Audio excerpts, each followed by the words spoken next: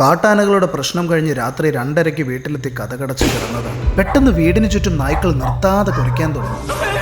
വല്ല മ്ലാവമാനോ ഇറങ്ങിയതാവുമെന്ന് കരുതി ആദ്യം ഞാൻ കാര്യമാക്കിയില്ല. പക്ഷെ നായ്ക്കളുടെ നിർത്താതെയുള്ള ആ കുരയിൽ ഒരു മാറ്റമുണ്ടായിരുന്നു. ഒരേ സമയം ഭയപ്പെടുത്തുന്നതും ഒരു മുന്നറിയിപ്പ് തരുന്നതും പോലെ. അതോടെ ഒരു സംശയം, ഇനി കാട്ടാന വല്ലതുമാണോ? ടോർച്ചെടുത്ത് ടെറസിലേക്ക് ഓടി വെളിച്ചം അടിച്ചു നോക്കി, ഒന്നും കാണുന്നില്ല. അപ്പോഴാണ് വീടിന് മുന്നിലുള്ള തോട്ടത്തിൽ എന്തോ ഓടുന്ന ശബ്ദം കേട്ടത്. നായ്ക്കൾ ഇപ്പോഴും നിർത്താതെ കുരച്ചുകൊണ്ടേയിരിക്കുന്നു. ഒരു നിമിഷം പോലും ചിന്തിച്ചില്ല. മുൻവാതിൽ തുറന്ന് പുറത്തേക്ക് ഇറങ്ങി ശബ്ദം കേട്ട ഭാഗത്തേക്ക് ഞാൻ ഓടി. ഞാൻ ഈ ചെയ്യുന്നത് അപകടകരമായ ഒരു മണ്ടത്തരമാണെന്ന് അറിയാം. പക്ഷെ ആ സമയത്തെ ആവേശവും എന്താണ് അവിടെ എന്ന ചോദ്യവുമാണ് എന്നെ മുന്നോട്ട് നയിച്ചത്. അവിടെ ചെന്ന് ടോർച്ച് തെളിച്ചു നോക്കിയപ്പോൾ മുന്നിൽ നിൽക്കുന്ന 3 പേർ. ആദ്യം കണ്ട കാഴ്ച തന്നെ അതിശയിപ്പിക്കുന്നതായിരുന്നു. ക്യാമറ ഓൺ ആയിരുന്നത് കൊണ്ട് അതിന്റെ ചിത്രം വ്യക്തമായി പതിഞ്ഞു. 3-ൽ ഒരാൾ അത്യാവശ്യം വലുതാണ്, ഒരു വലിയ ആൺ കാട്ടുപന്നി. ഇരുവശങ്ങളിലും അല്പം തെളിഞ്ഞു കാണുന്ന തേറ്റപ്പല്ലുകൾ. അടുത്ത് ചെന്നാൽ കുത്തു കിട്ടുമെന്ന് ഉറപ്പാണ്. പന്നി കുത്തിയ മുറിവ് തുന്നിക്കെട്ടാൻ പോലും ബുദ്ധിമുട്ടാണെന്ന് പറയാറുണ്ട്. ഒരു തെറ്റായ നീക്കം ജീവൻ പോലും പോകാൻ കാരണമാകും. ടോർച്ചിന്റെ വെളിച്ചം അവരുടെ കണ്ണിൽ പതിഞ്ഞ നിമിഷം എന്നെ ഒന്ന് നോക്കി. ദേഷ്യം പ്രകടിപ്പിച്ചതാണെന്ന് തോന്നുന്നു. വല്ലാത്ത ശബ്ദത്തിൽ ഒന്ന് ചീറ്റി. പിന്നെ അവർ പതുക്കെ മുന്നോട്ട് നീങ്ങാൻ തുടങ്ങി. പക്ഷെ ഒന്ന് ഉറപ്പായിരുന്നു,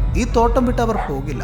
എവിടെയെങ്കിലും ഒളിച്ചിരിക്കും. ഇവറ്റകൾ കാരണം ഈ നാട്ടിലൊരു കൃഷി പോലും ശാന്തമായി ചെയ്യാൻ സാധിക്കില്ല. എത്ര വേലി കെട്ടിയാലും തുറന്നു കയറാനുള്ള കഴിവ് ഇവയ്ക്കുണ്ട്. എങ്ങനെയെങ്കിലും പന്നികളെ ഓടിച്ചു വിട്ടാലോ അടുത്തത് കാട്ടാനയെത്തും. ഇപ്പോഴും വൈൽഡ് ലൈഫ് പ്രൊട്ടക്ഷൻ ആക്ട് 1972 പ്രകാരം ഇവ സംരക്ഷിത ജീവികളാണ്. പക്ഷേ അതേ നിയമത്തിലെ സെക്ഷൻ 62 പ്രകാരം ഗുരുതരമായ കൃഷിനാശമുണ്ടെങ്കിൽ നിശ്ചിത പ്രദേശത്ത് ഇവയെ ക്ഷുദ്രജീവിയായി പ്രഖ്യാപിക്കാം. കേന്ദ്രത്തിലേക്ക് ഇതിനുവേണ്ടി സമർപ്പിച്ചിട്ട് ഇതുവരെ നീക്കുപോക്ക് ഉണ്ടായിട്ടില്ല എന്നാണ് അറിവ്. എല്ലാത്തിനും നിയമം എഴുതി വെച്ചിട്ടുണ്ട്. പക്ഷെ ചോദ്യം ഒന്ന് മാത്രം, മനുഷ്യന്റെ ജീവനും കൃഷിക്കും ഇവയേക്കാൾ കുറഞ്ഞ വിലയാണോ ഉള്ളത്? ഇന്ന് ഞങ്ങളുടെ രാത്രി 9 കാട്ടാനകളും കുറച്ച് കാട്ടുപന്നികളും കൊണ്ടുപോയി. ഇനി നാളെ രാത്രി എന്ത് സംഭവിക്കും? കാത്തിരിക്കാം.